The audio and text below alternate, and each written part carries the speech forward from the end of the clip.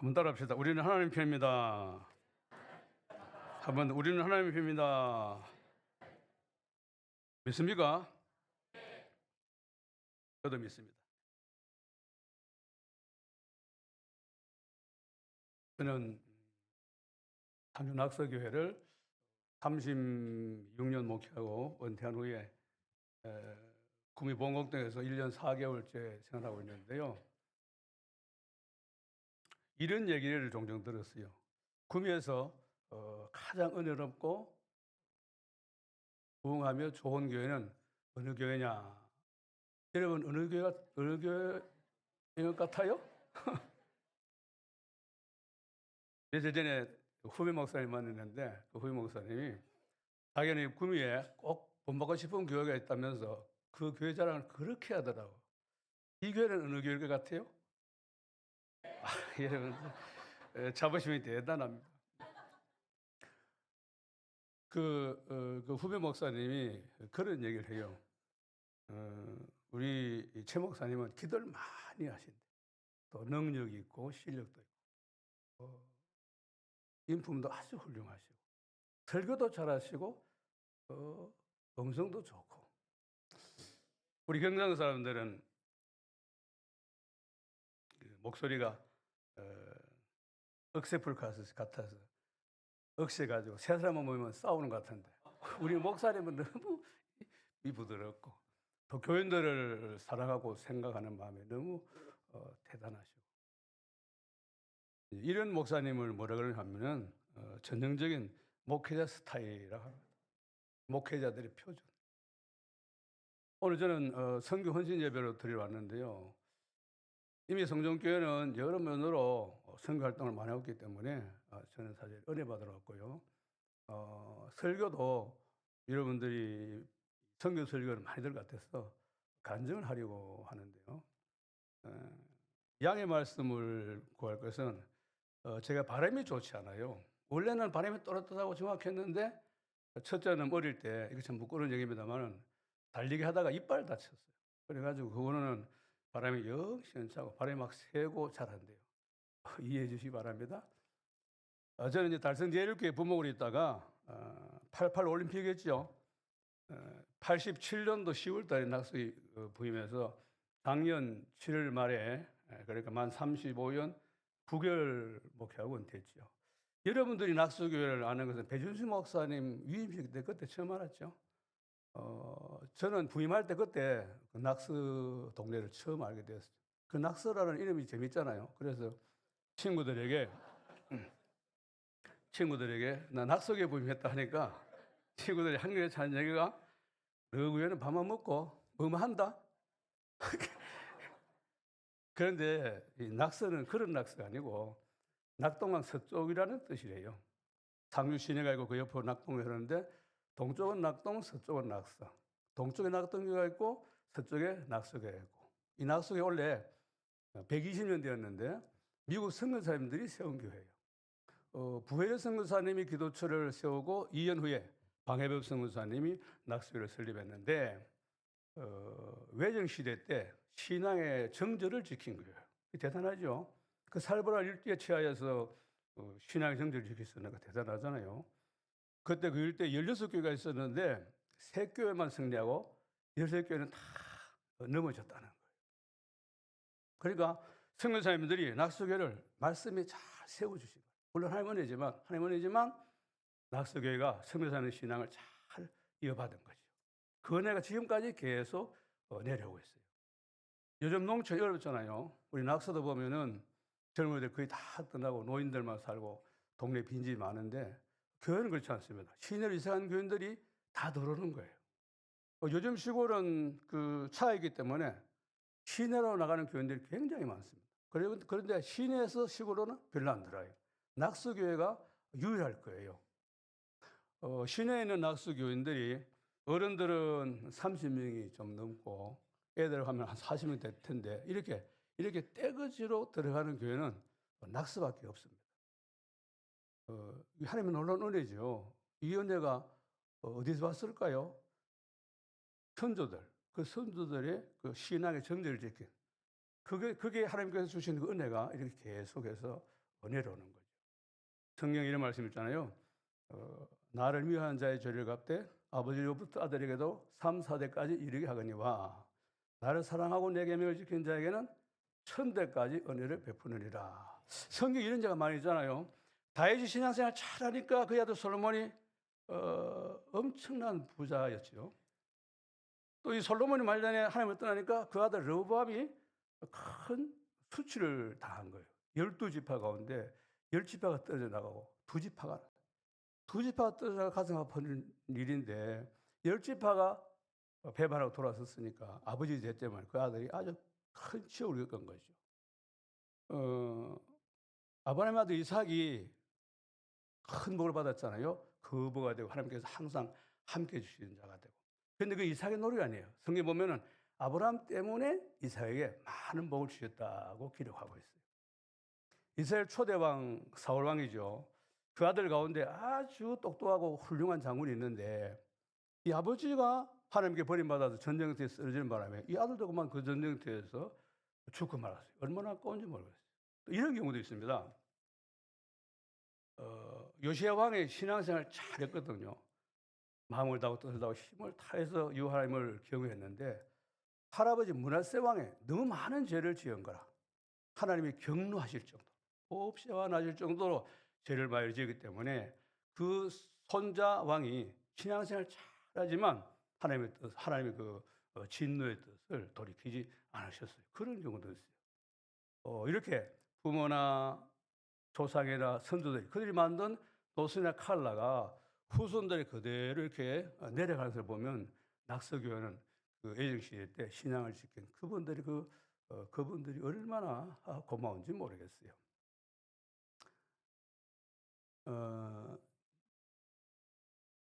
그네가 이제 이렇게 계속 내려오니까 낙서교회가 어려운 가운데서도 이렇게 지골교회에서는 그래도 이제 주님의 일을 하면서 은혜롭게 지내고 있는데 또 어떤 일이 있었냐 하면은 그 목사님이 하라고 그러셨는지 아는데 교회 바로 뒤에 불당을 짓게 되었어요. 그 풍수지리 말에 의하면 거기가 불당으로서는 명당 중에 명당이에요. 그래가지고 이제 200억 자산가가 절을 세우는데 바로 앞에 교회가 있으니까 처음에는 미꾸라지 양어장을 만든다고 하지만은 절을 세우더라고요. 우리가 알게 되었을 때는 벌써 기초공사가 끝났을 때예요. 한 1m 높이 20대에서 되려나 정사각형. 그 안에 철근을 많이 넣고 기초공사를 다 흔들었어요. 그리고 위에는 기둥을 세울 대리석 2만 원 두껍고 이렇게 큰 거 9개 탁 앉혀놓고 그 앞에는 우리나라 절적으로 아주 뛰어난 목수들이 열심히 자재를 다듬고 있었죠. 4월 초팔까지 완공을 하고 4월 초팔 얼마 남았는데 사실 기가 차는 거죠. 조그만 농촌말에 절이 들었으면 어떻게 되겠어요? 우리 낙석에서는 예배 때마다 차임배를 울리거든요. 특히 새벽 예배 때 차임배를 울리면 그들은 불경을 들려주겠죠.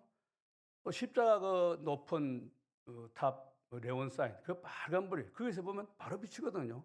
또 말하지 않겠어요. 그리고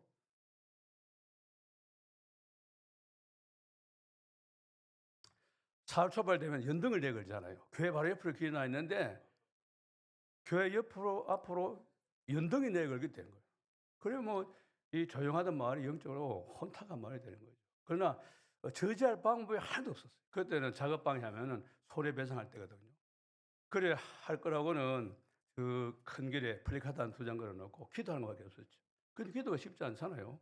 근데 이 기도를 어디서 힘을 드냐 하면은 그 외정시대에 신앙의 정절을 지킨 그분들이 가만히 앉아서 그 신앙 정절을 지키겠어요? 그 정절 지키기 위해서 기도하고 철야하고 몸부림쳤겠죠.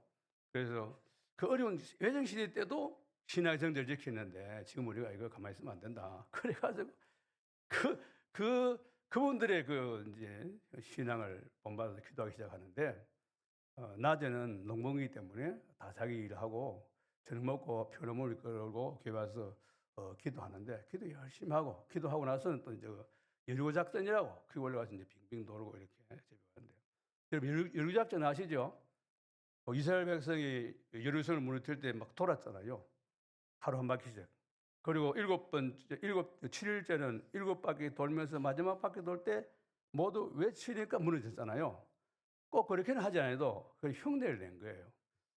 저녁에 기도 열심히 하고 기도에 마치고 나서 거기 올라가서 몇 바퀴 돌고 집에 가고 매일 그러니까 동네 소문이 다 났어요.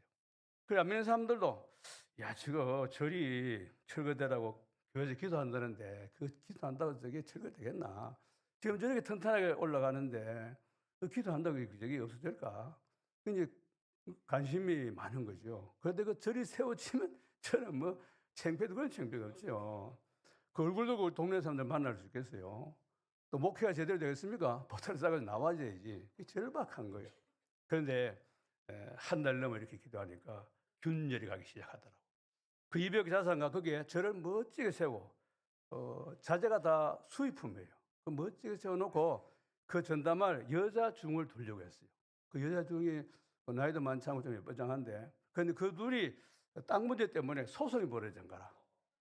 그래가지고 땅 일부가 그 여자 중한테 넘어가고 그랬어요. 그래서 마침 서울에 고충처리 위원이 상주 오게 됐어요. 우리 교회 집사님 장로들이 그 만나서 사정 이야기를 하니까 그분들이 이렇게 보더만은 그 공사하면서 산림 훼손한 게 조금 있는데 그 고발하면 공사는 중단된대요. 그러나 벌금 내면은 2달 후에 또 허가가 나온다 그러더라고. 그래도 해달라고 그랬죠. 그래가지고 이제 그게 중단되는데 그때가 언젠가 하면은 이제 자재를 다 다듬고 장비가 올라와서 세우기만 하면 돼요. 세우기만 하면 되는데 중단돼서 이제 못 올라오는데 그래가지고 다듬어 놓은 자재 앞에 수북하게 쌓아놓고 비 맞으면 안 되니까 그 판초를 덮어놓고 그리고 이제 교회에서 기도는 계속 했죠. 그래 한참 후에 2달 후에 그 건축 허가가 또 나오더라고. 내가 봤어요. 그래도 이제 건축하지는 않고 또 교회에서는 계속 기도. 그런데 어느 날 포크레인 작업하는 소리가 들려서 이 공사 진행하는가 싶어 올라갔더니만 그때 이제 기초공사는 그걸 파내더라고요. 워낙 단단해가지고 이 포크레인 파내하고 애를 먹어요. 그 안에 철근이 엄지손가락보다 더 굵은 철이 막 꽉 들어찼더라고. 그래서 그거를 완전히 철거됐어요. 완전히 철거하고 처음부터 깨끗하게 정리되었는데 그래도 이제 우리는 계속 기도하고 좀 더 지나니까 그게 경매로 나오더라고. 그래서 어떻게 하려고 했느냐 하면 200 자산가가 거기 이제 절을 세우고 그 절을 보기 위해서 양쪽 산을 샀어요. 양쪽 아주 쓸모없는 산인데 양쪽 큰 산을 사고 이 가운데에 이제 밭이거든요. 밑에 저 벽에 쭉 올라져 있고 끝에 거기에 절을 짓는데 이 그 경매 나온 그 땅을 누가 사느냐 하면은 청주 상당 경찰서장님이 은퇴 후에 거기 가서 살겠다고 그걸 사는데 그 경찰 그 서장이 볼 때 사는 필요가 없거든 자기한테. 그래서 사는 필요도 산 안 사고 밭만 샀어요. 밭만 샀는데 경매로 나왔으니까 싸게 샀죠. 평당 5만 원 주고. 그러니까 200 자산가는 절을 지러 왔다가 손에 많이 벌고 물러나고 하나님은 우리의 기도를 들어주시는데 절도 철거하게 하고 주인마저 바꿔주셨으니까 아주 뭐 깨끗하게 기도에 응답을 해주신 거죠. 그래서 너무 감사의 삶 앞에 영광 돌리고 기뻐한 적이 있습니다. 그게 이제 2008년도예요. 2008년도고 그리고 97년도 되니까 하나님께서 선교할 수 있는 기회를 주시더라고요. 97년도. 그럼 이제 철거 사건은 2008년도고 97년도부터 제가 이제 은퇴할 때까지 26년 동안 선교 사업을 하게 되었죠. 그래서 우리 교회 단독으로 선교 한 가정 파송하고 또 협력 선교 몇 가정 몇 군데 하고 그리고 해외 교회 세운 선교를 했는데 14개 나라에 100개의 교회를 세웠는데요. 우리는 개인이 기념교회를 많이 세웠어요. 이 땅에 와서 살면서 예수 믿고 복받고 살다 가는 그 기념으로. 그러니까 선교도 하고 기념도 하고. 일거양득이죠. 그리고 이걸 뭐 꺽먹고 알먹고락을 하든가 도랑치고 까야 잡고 또 누이 좋고 매부 좋고 그래가지고 어떤 가정은 교회를 3개 세우고 또 어떤 가정은 또 2개 세우고 또 돈이 없는 가정은 어울려서 4가정을 어울려서 세우기도 하고 7가정이 어울려서 세우기도 하고 이렇게 교회도 세우고 교원도 세우니까 100개 세우니까 그렇게 어렵지 않더라고요.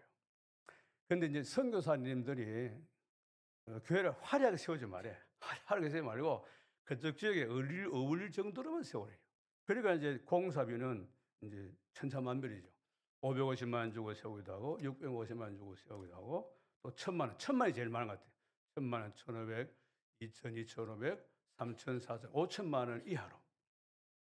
그러니까 시골교회에서 선교사도 파송하고 그리고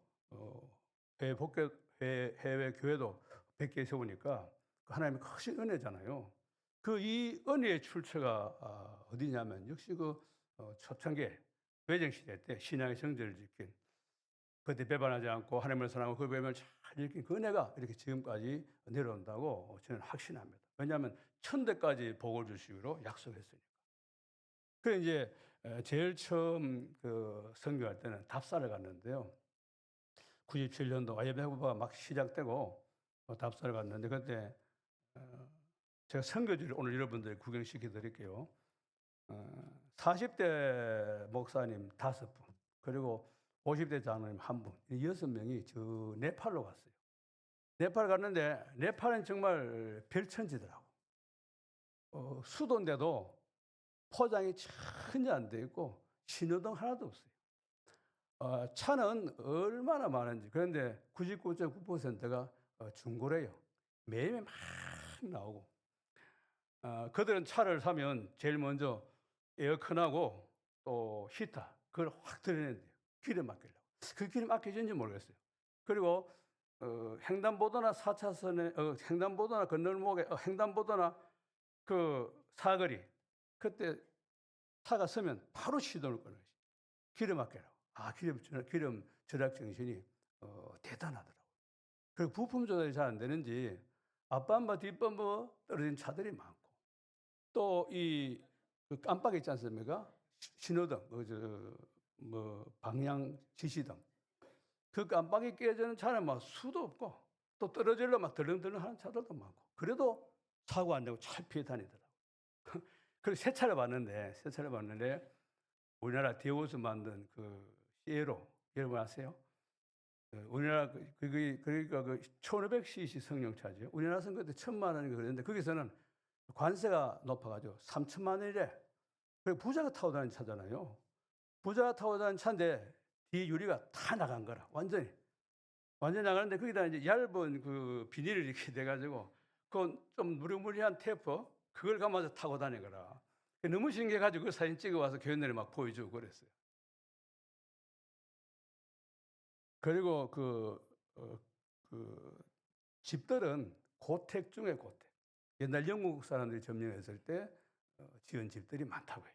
근데 왕궁은 잘 지었더라고. 그리고 왕궁 후문에는 왕복 4차전 한 500m 정도 길도 포장 잘 해놓고 거기는 수신 신호등 하나 있더라고요. 여러분 네팔 그 꼬마신 혹시 아세요? 꼬마신? 신 신는 신 말고 발에 신는 신 말고 꼬마 신도 되고 어린이 신도 되는데 5살부터 7살 사이에 그 여자애를 선출해서 신으로 모시는 거라. 그걸 그때는 꾸마려고 했는데 지금 그 네이버에 가면 있는데 거기는 여기는 쿠마리로 나오더라고. 응.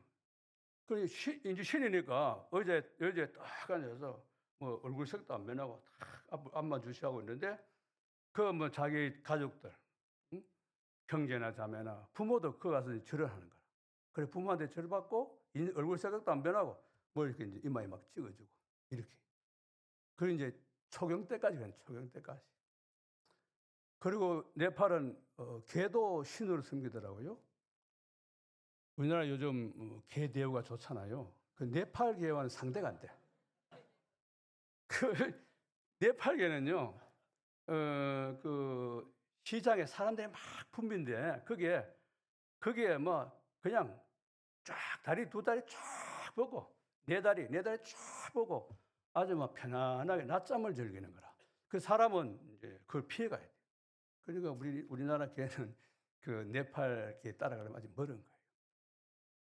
여러분 잘 아시지만 그 네팔 보면은 수도를 중심해서 동서로 쭉 뻗어 있잖아요, 고구마처럼. 그 이제 동쪽부터 먼저 답사를 하는데 저녁 비행기를 타기 위해서 공항에 갔는데 해가 서산에 지고 땅거미가 짙어지면서 우리가 탈 비행기가 앞에 보이는데 이 비행기인데 그렇게 고물릴 수가 없어요. 그거 보는 순간 도망치고 싶더라고. 그 영국서 탈만금 타고 폐기 직전에는 그 비행기를 수리해가지고 타고 다닌다. 그 밑에는 막 물인지 막 주르르고. 그 안에는 더 기가 막혀요. 천장이고 벽이고 막 새카매. 그들 얼굴보다 더 새카매요. 그래서 저는 이제 창식에 앉았거든요. 창식에 앉았는데 옆에 금이 쫙 갔는데 이거를 실리콘으로 띄웠어요. 실리콘으로. 그런데 띄워있는 실리콘에 떨어져 덜렁덜렁하고 그 틈새로 바람이 술술 드는 거예요. 아, 긴장되더라고요. 날은 어둡죠. 비행기 그때 또 이 비행기가 떠서 날아가는데 얼마나 시끄러운지. 여러분 저 텔레비에 그 오토바이 폭주족들 계금 들어보셨죠? 그건 저리 가라. 북한 따발총 소리 그리 날란가? 따따따따따따따. 얼마나 시끄러운지요. 이 성문이 기막으로 소음을 주더라고. 그래 이제 날은 어둡죠. 비행기 시끄럽죠. 또 옆에서 바람이 술술 들어오죠. 아, 겁나더라고. 그래 기도가 저절로 와요. 주야 살려주세요. 얼마나 겁이 나는지요.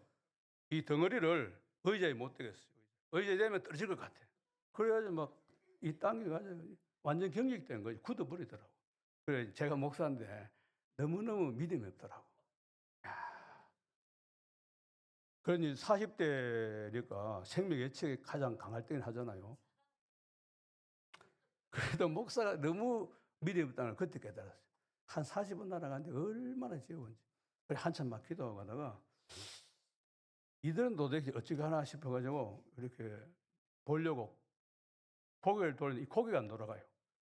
돌리면 떨어질 것 같은 거라. 그래가지고 옆눈을 봤죠, 옆눈으로.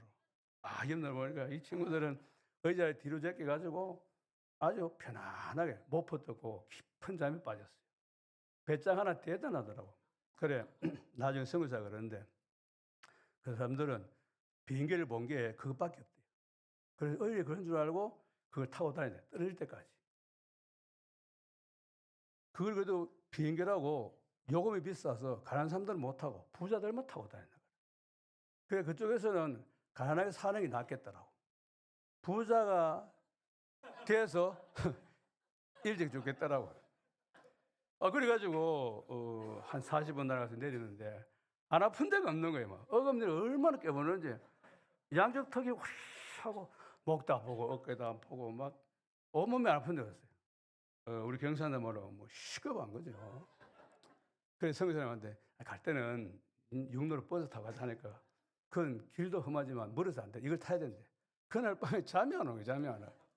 그리고 그 비행장을요 아직도 안 잊어버려요. 비나트 나가라 공항. 비나트 나가라 공항.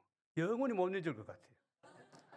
그런데 돌아올 때는 이제 좀 낫더라고요. 그래서 이제 서쪽으로 가는데 서쪽으로 이제 비행기 타지 않고 그 성교사님 그 중고 자가용 9인승 그걸 타고 가는데 8시간 가는데 길이 굉장히 험해서 고생이 많이 되더라고요. 그렇지만 고생이 많이 되지만 비행기보다 낫더라고. 그리고 이제 포칼라인데 이 포칼라는 네팔의 제2의 도시면서 세계적인 관광지래요. 요즘 우리나라가 네팔로 여행을 많이 가는데 주로 그쪽으로 갈 거예요.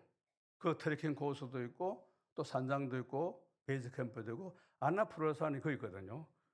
우리가 구경한 건 아니고 그렇게 들었어요. 또 네팔 왕 별장도 거기 있고 큰 호수에 관광 코스도 만들어 놓고 민속 공연을 만들어 놨는데 경치 좋은 곳은 거의 네팔 왕이 소유하고 있는가 봐요. 그리고 돈도 네팔 왕이 다 가지고 있는지 못 살아도 그렇게 못 살 수가 없어요. 오면서 배고파가지고 밥을 먹는데 밥에 너무 냄새가 나가지고 군대가 나가지고 냄새도 못 맡겠어요. 그래서 마침 그 목사님 가운데 치약처럼 짜는 고추장 그걸 가지고 왔기 때문에 그걸 막 비벼가지고 고추장만 비벼가지고 이 배가 고프니까 코를 막고 먹죠. 코를 막고 냄새를 못 맡아요. 근데 이게 또 씹으면 막 토하려고 하니까 그냥 막 생겨요. 그런데 이게 알랑미 쌀이라서 소화 잘 돼요. 그래가지고 이제 그때 인천공항 생기 전 김포공항에 내릴 때인데 우리나라 땅 딱 봐도 보니까 몸살이 오더라고요. 그래 네팔이 그렇게 못 사니까 그들 스스로는 교회를 세울 수가 없죠. 그들 교회를 한번 봤는데 막대기 한 몇 개 이렇게 꼽아놓고 지퍼를 엮어서 지붕도 그걸로 또 벽도 문도 다 그걸 들어가 봤더니 어디 컴컴한데 화재 위험이 있어서 전기도 안 넣어준대. 그런데 누가 오겠어요? 그리고 그걸 헐어버리고 천만 들여서 예쁘장하게 세워주는 거 금방 부흥되는 거야. 그리고 거기에 두 사람이 전도자가 나와가지고 그 전도는 또 그쪽에서 개척한다 그래가지고 너무 어려워서 우리가 지금까지 조금씩 이렇게 보조해주고 있는데 그렇게 해서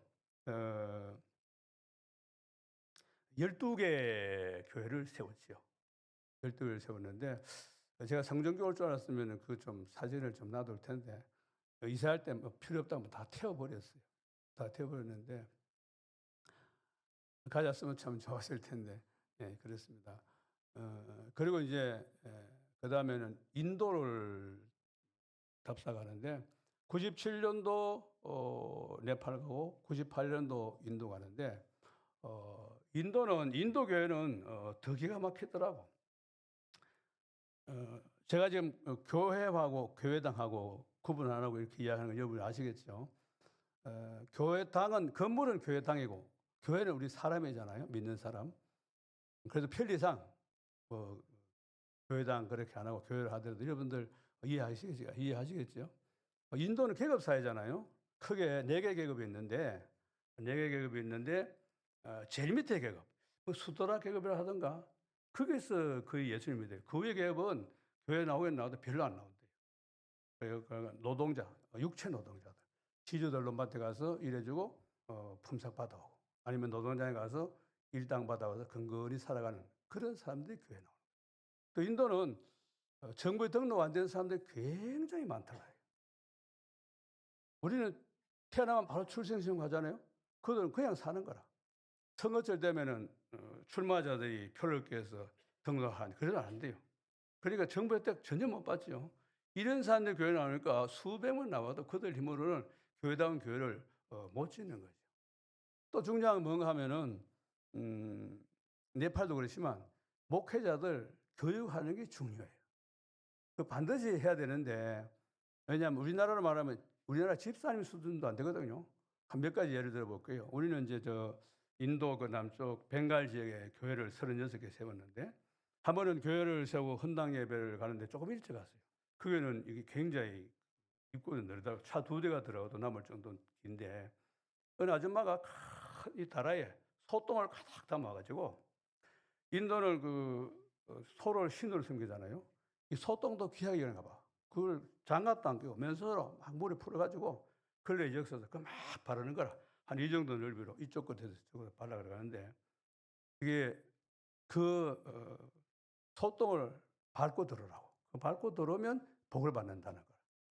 그러니까 이게 미신이니까 통역을 맡은 목사님한테 저 못하게 하라. 그러니까 그냥 싱긋 씹고 말더라고. 담임 목사도 그냥 그러고. 헌당 예배드리고 주위 목사님들 많이 왔는데 그들도 뭐 그 신경 안 쓰고 그래요. 그걸 알고 보더니 그 나무에 그거 봐라. 이들은 선교사가 교육하지 않으면 할 사람이 없는 거예요. 또 어떤 교회는 목사님이 주일날 예배드리면서 강구를 하는데 자기 다음 주일 못 나온대. 왜냐하면 자기 조카 생일 파티가 있어서 거기 가야 되기 때문에 못 온다. 담임 목사가. 기가 막히죠. 또 한 2달 전에 됩니까 말레이시아 선교사님 직접 들었는데 말레이시아도 교인들은 많은데 교인들은 거의 쭉정이래. 목사도 그렇고. 그랬던 목사는 자기는 목자고 교인들 양이라면서 나는 목자 여러분들 양이니까 저 바깥에 나가서 풀을 뜯어 먹으세요. 그러면 이 교인들이 나가가지고 막 풀을 뜯어 먹는데요. 그 믿어집니까? 선교사님이 직접 들었어요. 2달 전에. 또 한 목사님은 기적을 행한다고. 교인들 오기 전에 열을 그러니까 관을 갖다 놓고 그 안에 이제 사람이 미리 들어가 있고 그 교인들 오면은 죽은 사람 살린다고 그런다는 거예요. 그러니까 이런 목사들은 그 성교사님이 교육하지 않으면 할 사람이 없습니다. 왜냐하면 그나물에 겉밥이니까. 정운산 성교사님이 있는데 이 정운산 성교사님은 인도 벵갈 쪽에 신학을 운영하면서 방학 때 되면은 그쪽 지역에 있는 목회자들 모집해서 이제 교육을 해요. 신약도 가르치고 성경도 가르치고 기도 훈련도 하고. 그리고 그 중에 잘 따라오고 또 좀 이제 기대가 되는 그런 목사님들에게 교회를 세워주고.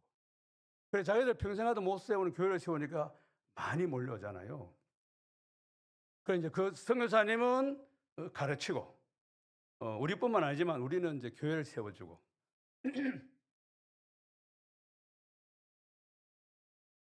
그렇게 하니까 이분들이 이제 많이 오게 되고 와서 배워 보니까 자기가 잘못됐거든요. 그래서 그거를 고치고 회개하고 목사다운 목사로 이제 만들어지죠. 근데 이 선교사님은 그 가르치는 끝나지 않고 또 이 사람들 중심으로 거기다가 이제 시찰도 세우고 노예도 세우고 총회도 세우고. 그래서 모일 때마다 회의는 한 5분 안에만 형식적으로 끝내고 하루 종일 정신 주고 하면서 성경 가르치고 기도하고. 그 마지막 헤어질 때는 은혜 충만해서 돌아간다. 그러니까 이제 교회가 말씀으로 이렇게 세워지게 되고 이제 부흥하고. 근데 이 선교사님은 코로나 전에 그 인도에 쫓겨나가지고 지금 네팔 가가지고 또 이런 식으로 선교활동 하려고 지금 준비 중에. 또 유창모 목사님이라고 있는데 유창모 목사님은 인도 중형교회 부목사님도 계셨고 또 중형기도원의 원장도 하셨고 또 우리나라 전국으로 다니면서 기도 부흥을 인도한 부흥사인데 이분이 60대 중반에 이 벵갈 여기에 가서 이분도 신학교를 세웠어요. 그래가지고 그쪽에 젊은이들을 모아가지고 역시 신학을 가지고 성경을 가지고 기도 훈련하고 또 목사 안수도 주고. 그런데 이 신학 출신 젊은 목사들이 목회를 잘합니다. 목회 열정이 대단해요. 그래서 건물 있는 교회는 뭐 그 부흥하고, 그리고 건물 없는 교회는 가정에서 개척하기 때문에 장소가 너무 좁아서 이제 부흥은 안 되죠. 그래서 이 사람들은 교회가 꼭 필요하니까 자기들 못 세우고 하나님 앞에 막 계속 기도한다. 이런 이런 목사들이 줄을 쭉 서 있대. 그런데 한 번 유창한 목사님이 우리 낙서교를 세우고 그 입당 예배를 드리고 집에 들어가면서 기분이 좋아가지고 차에서 막 찬송을 부르는데 주님이 오셔서 그러대요. 참 고맙다. 네가 내 소원 들어주었구나 하시면서 이 교회가 20년 동안 교회 지어달라고 기도했다는 거예요. 그러니까 20년 동안 기도한 그 교회 주님이 응답하시면서 우리 교회를 사용하신 거죠. 이런 교회들이 많아요. 우간다에 있는데 우간다는 이제 네팔보다 조금 더 잘 살더라고. 그들도 자기들이 교회를 못 세우니까 그들 어떻게 기도하냐면 한국 교회가 와서 완전 건물을 세우게 해달라고 한국 교회를 진행하죠. 한국 교회가 우리 교회 안전 건물 세워주세요. 그렇게 계속 기도한다. 그래서 이제 우간다에 우리가 또 몇 개 교회를 세웠는데, 그러니까 저 선교사 파송이 꼭 필요하잖아요. 선교사 파송이 꼭 필요한 것처럼 교회 세우는 선교도 꼭 필요하겠더라고요. 그래서 이 선교사 파송과 교회 건축이 같이 가면 좋겠더라고요. 그래서 제가 이 교회를 세워보니까 이 교회를 세우면은 적어도 5가지 사명은 감당하는 게 되더라고. 첫째는 주님이 기도 응답하는데 쓰임받게 되잖아요. 주님이 응답하시면서 뭐 하늘의 돈을 뭐 돈다발 주시는 거 아니잖아요. 우리가 헌금한 걸 사용하시잖아요. 그러니까 주님이 응답하시는데 내가 쓰임받는 은혜가 있고 또 예배 처수를 마련해 주는 게 되고 그리고 부흥하니까 전도 효과가 있고 그리고 가난하고 불쌍한 사람들이 오니까 구제하는 게 되고 또 중요한 것은 리더 교육을 하게 되니까 이 중요하더라고요. 그래서 우리가 우리 낙서교회가 이렇게 교회 세우는 유익한 점이 있어서 지금까지 계속 교회 세우는 선교를 해왔습니다. 오늘 본문에 보면은 예수님이 부활하신 후에 40일 동안 계시면서 제자들에게 하나님 나라 일을 말씀했어요. 하나님 나라 일. 예수님 하나님 나라 일을 말씀하셨는데 제자들은 생뚱맞게 관심이 딴에 있는 거라. 주님, 이때가 이스라엘이 로마로부터 해방할 때입니까?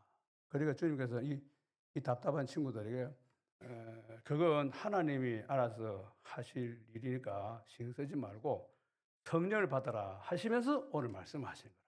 오직 성령이 너희에 임하시면 너희가 권능을 받고 예루살렘과 온 유대와 사마리아와 땅끝까지 이르러 네 증인이 되리라. 이 말씀처럼 주님 말씀하신 대로 오순절날 성령이 임해서 은혜가 충만해서 초대교회가 폭발적으로 부흥하고 헐벗 굶는 사람이 없는 아주 지상천국을 이루었죠. 그러나 전도와 선교를 보면 전도는 서술했는데 선교는 떠밀려 한 거라. 환란의 바람에 떠밀려서 세대반의 선교도 하고 젊은 청년 사울이 민사 막 잡아가더니 이 환란의 바람에 떠밀려서 선교한 거예요. 지금도 보면 그렇겠죠. 성령 받은 교회는 정인이 되는데 내 정인이 되리라. 성령 받으면 정인이 되는 것은 당연한데 그 반응은 두 가지겠죠. 스스로 하는 정인, 떠밀려서 하는 정인. 여러분은 어느 편인가? 여러분은 어느 쪽입니까? 떠밀려 하는 쪽입니까? 아니면 스스로 하는 쪽입니까? 아니면 초대교회처럼 전도는 스스로 하고 선교는 떠밀려서 하고, 아니면은 선교는 스스로 하고 전도는 떠밀려 하고. 여러분은 어느 쪽인가요? 물론 이 송정교회는 전도와 선교를 많이 하는 교회로 알려져 있습니다만은 어차피 정인이 되니까 성령 받은 사람은 어차피 정인이 되니까 떠밀리도록 기다리는 것보다는 스스로 하는 게 좋겠죠. 그 누가복음, 마태복음, 마가복음 16절 15절에 너희는 온 천에 따르며 만민에게 복음을 전파하라. 기대하지 말고 스스로 하라는 거죠. 전도도 스스로 하고 선교도 스스로 하고. 그렇다면 우리가 떠밀도록 기다리는 게 아니라 스스로 복음의 정이 되어서 복음을 전함으로 우리 주님을 기뻐해야 되는 것이 좋겠죠. 아멘. 우리 모두는 지은절을 말하면 영원토록 지옥을 받아야 할 사람이지만 특별히 하나님 영광 누리게 하시려고 십자가에 쏟아져 그 주님의 그 크신 사랑을 생각하면서 스스로 자원하는 마음으로 오늘도 내일도 꾸준히 주님의 정인이 되어야 할 줄 믿습니다. 여러분 가운데는 한 사람도 떠밀린 사람들이 없기를 바라고 여러분 모두 성령의 인도하심 따라 기쁘고 즐거운 마음으로 자진해서 주님의 정인이 되기를 주님의 이름으로 축원합니다. 구호 하나 하고 마치겠습니다.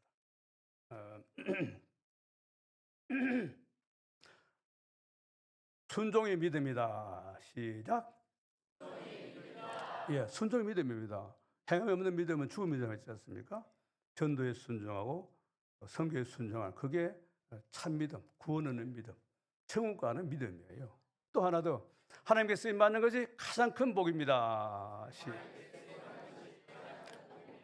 그렇죠. 하나님께 쓰임 받는 것보다 더 큰 복은 없겠죠.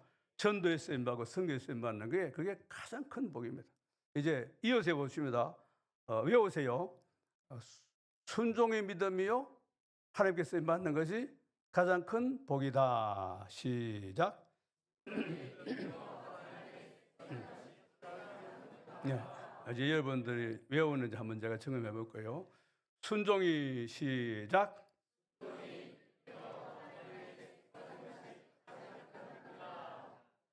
예, 잘했으면 한 번만 더 좀 더 큰 소리로 끝을 좀 높여가지고 순종의 믿음이 하나님께 쓰임 받는 것이 가장 큰 복입니다. 복입니다. 이래 하시지 말고 순종이 시작.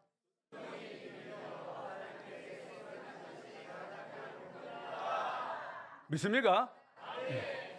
우리 성정교회는 그동안 은혜롭고 부흥하고 좋은 교회로 이렇게 계속 소문나 있는데 앞으로도 은혜로운 교회 하나님 앞에 영광 돌리는 또 하나님께서 앞으로도 귀하고 값지게 쓰임받는 교회가 되기를 주님의 이름으로 축복하고 축원합니다. 기도하겠습니다. 하나님 아버지 감사합니다.